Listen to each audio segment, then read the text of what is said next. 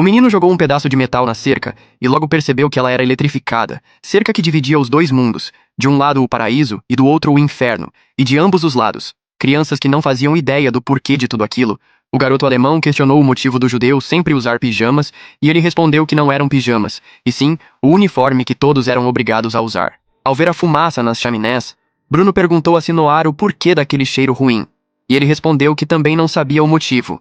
E enquanto conversavam, Bruno percebeu que seu amigo estava abatido, e por isso ele o convidou para conhecer sua casa.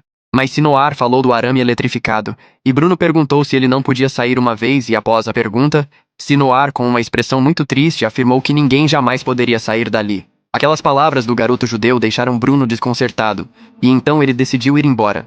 E ao chegar em casa, ele questionou seu pai sobre aquele cheiro ruim das chaminés. E o homem desconversou e disse que deveria ser o lixo sendo queimado. E o garoto não podia deixar de pensar em seu amigo, que mesmo sendo judeu, era uma pessoa incrível. E por isso Bruno decidiu levar comida para ele e ainda levou uma bola de basquete. Após o garoto judeu devorar toda a comida levada por seu amigo, Bruno jogou a bola e o chamou para brincar. Mas Sinoar imediatamente a devolveu e disse que aquilo era perigoso, e se alguém descobrisse ele estaria morto, e ao som do alarme, ele foi embora, e Bruno voltou para casa antes que sua mãe chegasse da cidade. E ela também sentiu aquele cheiro, e questionou o soldado sobre o que era, e ele, sob o tom de piada, afirmou que judeus fediam mesmo.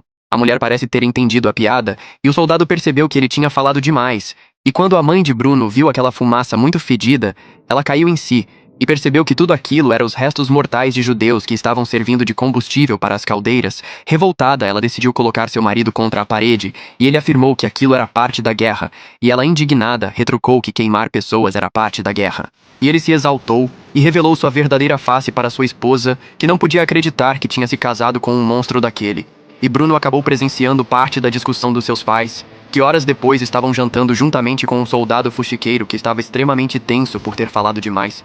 E justamente nesse momento, um serviçal acabou derrubando a garrafa de vinho, e apenas para sair da mesa, o soldado agarrou o judeu e o levou para fora da casa.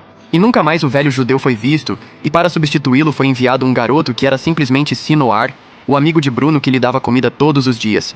Mas ele acabou sendo descoberto pelo soldado que ficou furioso com o garoto